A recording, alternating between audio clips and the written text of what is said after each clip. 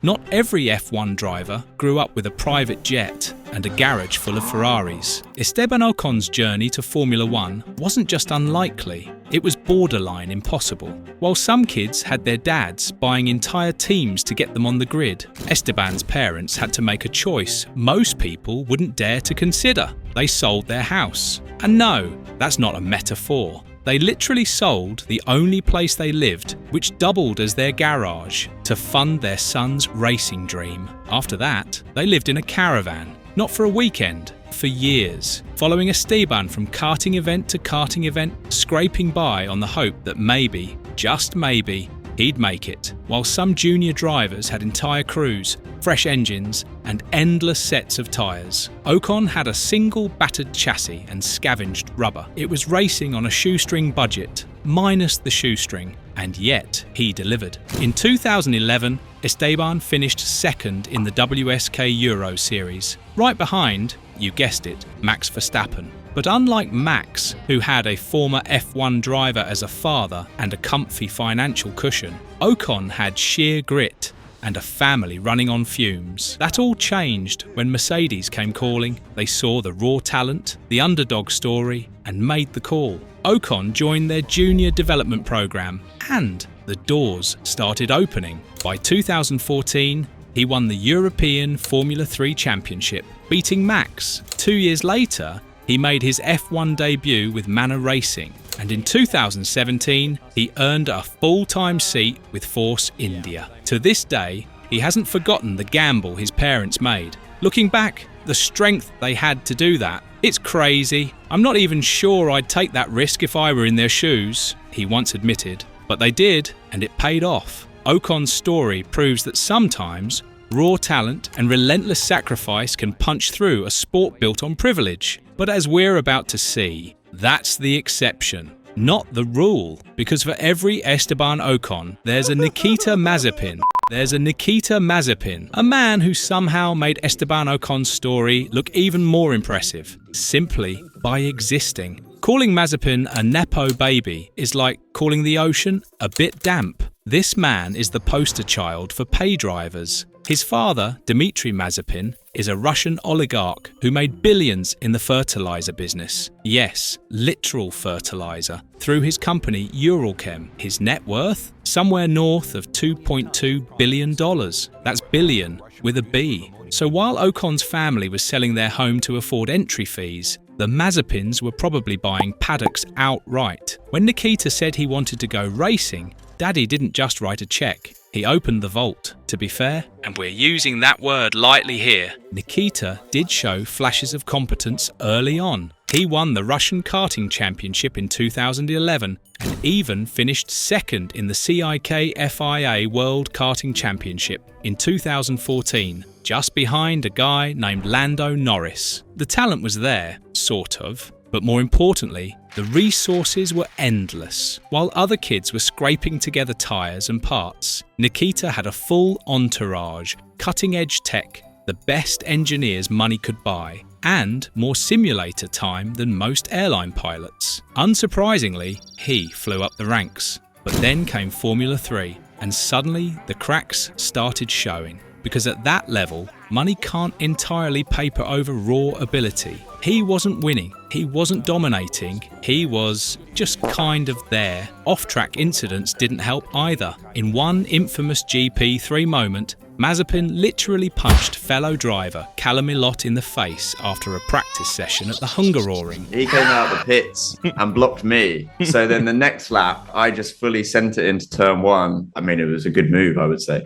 And I don't think he took a liking to it. And we're having a bit of argument back and forth. And I probably said some things which, I'm good with words. And unfortunately, I got what hit me. Fists to face. The guy was already building his reputation, and not the good kind. By the time he reached F2, sure, he picked up a few wins, but they were few and far between, and the consistency just wasn't there. No championships, no standout season, just a lot of spin-outs, tantrums, and a growing list of people wondering how this guy kept getting seats. Well, here's how. In 2021, Haas was hemorrhaging money. They needed a sponsor, any sponsor, to stay afloat. Enter Uralkali, Dmitry Mazepin's company, which stepped in as the team's title sponsor. Suddenly, Nikita had a race seat, just like that. Performance, optional. PR disaster, guaranteed. His debut season was a mess. Constant spins, constant errors, and constant radio complaints blaming the car, the team, the tyres, the weather. Literally everything except himself. Yeah, but you could have warned me on that. In Spain, he spun.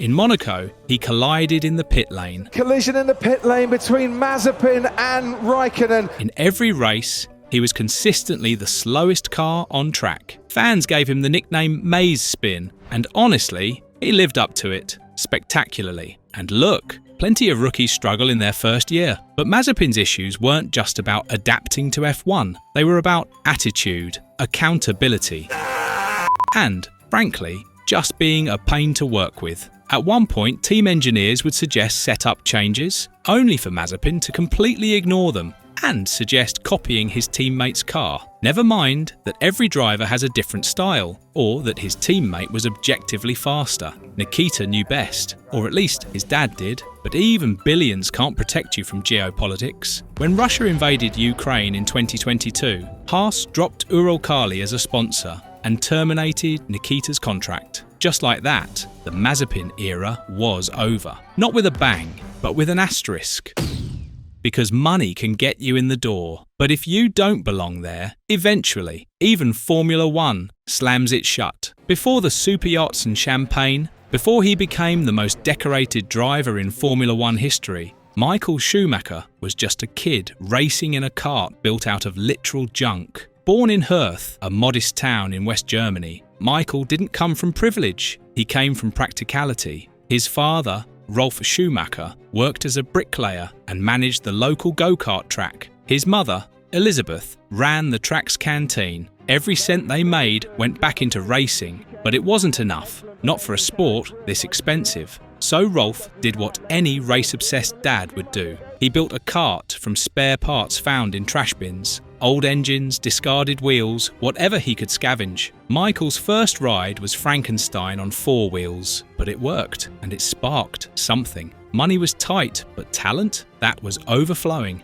Still, raw ability alone doesn't pay entry fees. As Michael began winning local races, the bills started piling up. So he picked up a wrench. When he wasn't racing, he was working as a mechanic at the track, fixing his kart, other people's karts, whatever it took to keep the dream alive. Eventually, a local businessman named Jürgen Dilk spotted Michael's talent and stepped in as a sponsor. That support helped him win the German Junior Kart Championship in 1983. The trajectory was clear, but the funding still wasn't. Enter Willy Weber, the man who would become Schumacher's manager and long-term backer. Weber saw what few others did. Schumacher wasn't just fast, he was calculating, ruthless and relentless, the full package. By 1990, Michael had conquered German Formula 3. In 1991, he got a surprise debut with Jordan at the Belgian Grand Prix. He'd never driven an F1 car at Spa before and still qualified 7th. The legend was born. From there, 7 world championships, 91 race wins, an entire era dominated by a guy who started out racing on recycled tyres and patchwork engines. Schumacher wasn't handed anything. He clawed his way to greatness. Let's talk about Lando Norris. Charismatic, quick, and, yes, rich. His dad, Adam Norris, is worth around $250 million thanks to a career building Britain's largest pension brokerage and his own electric scooter company. Safe to say, Lando didn't need to worry about tyre bills or hotel costs. From day one, he had access to the best equipment, teams, and training. He wasn't scraping together spare parts. He had mechanics fine-tuning his setups at age 10.